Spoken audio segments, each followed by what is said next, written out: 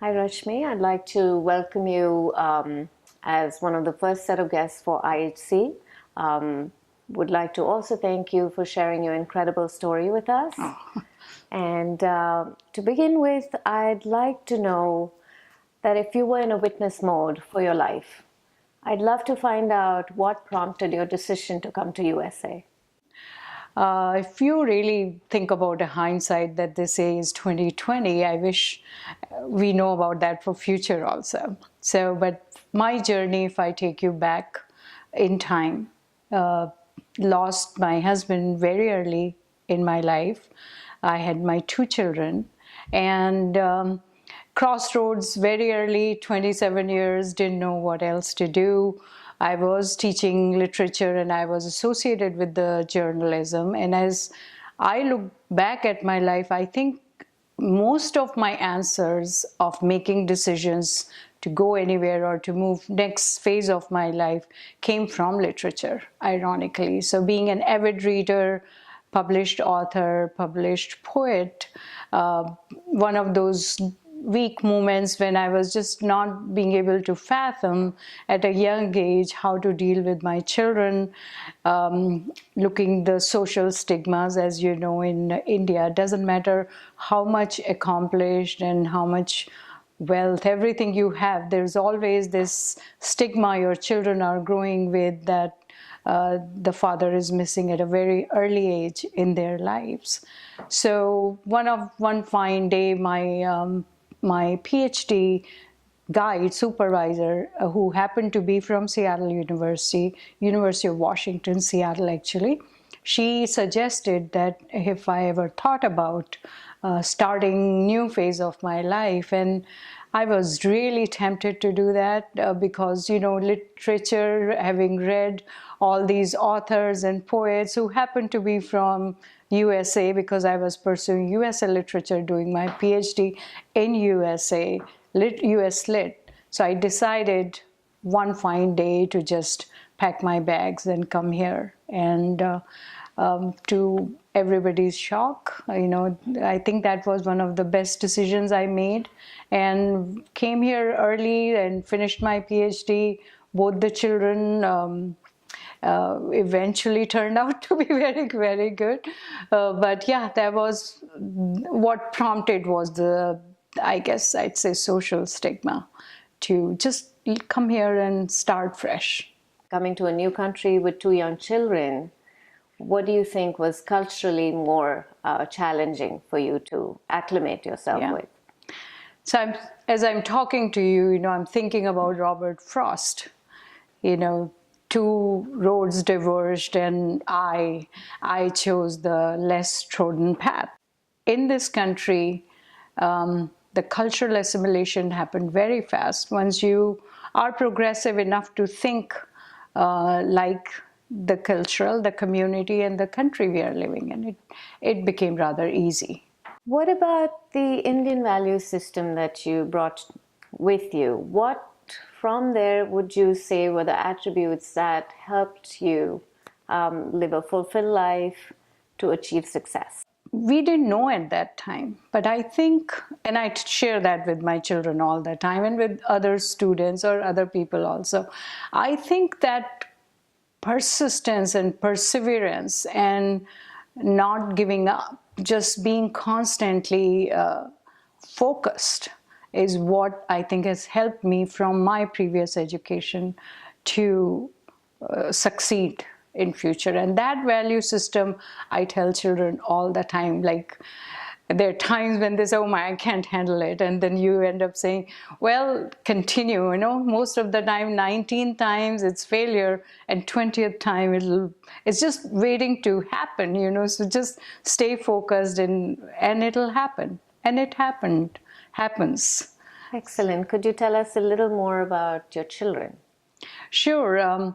So Gaurav is my son and Neeti is my daughter. So both of them came here as very young, at a young age, and I decided not to get married while they were young and when they were growing up, just so that I could focus on them. And I always considered them as my prime responsibility after my late husband. So they have, three of us, once we came to this country, have kind of grown together like independent spirits and nourished each other and helped each other. And they have been tremendous kids. Maybe that value system, whatever we brought back from India, worked very well. And so Gaurav is a successful attorney now in Seattle, and both of them decided to go to a professional schools, and my daughter is a doctor. She's an internist in Chicago. So to my dismay, they both chose serious, challenging, private, personal, professional schools, but they've been very successful. Yes, I'm very happy to hear that. That's very inspiring for us and our kids who are going to be viewing this. What prompted your decision to get into media? Obviously, marrying my current husband, Shally, who has been like my soulmate. And, you know, I was recalling this with Shally. In fact, last night we were reminiscing. And we thought that, you know, it was a pre-planned journey for our lives, that we both will meet at this point where we will fulfill in so many other ways. And finally, meeting my partner, Mani, for Rashmee, I think that would be a significant moment of my life, that she came at a right time. Also, I would like to ask you, our younger generation is so in tune with media, in various forms of media, you know, so accessible information in today's day and age. So what do you think, as somebody in media, what is the responsibility that lies with media? Where do you think media is helping us, and where do you think media is failing us? I think that's a very pertinent question you asked. And I was talking in my lecture series the other day with some of my students that I still teach creative writing. So the role of media is such a fine line, because social media being open, and all these young kids, the students and everyone, they first go and Google it, right? And then Facebook and Twitter and all of that. As a media person, I think it's a very serious social responsibility that falls on people who are propagating news, who are talking about it, to understand that these are some of them are very young, impressionable age, where they are not able to discern what is right, what is wrong. They think whatever is out there on Wikipedia or in internet, wherever it's floating, it's words of God, which it is not, you know.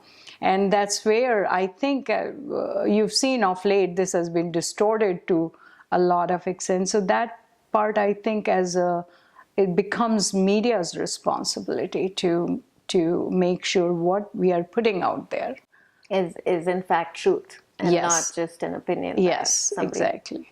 Can you share with us some funny moments of your life? Funny incidents, some, you know, anecdotal stories?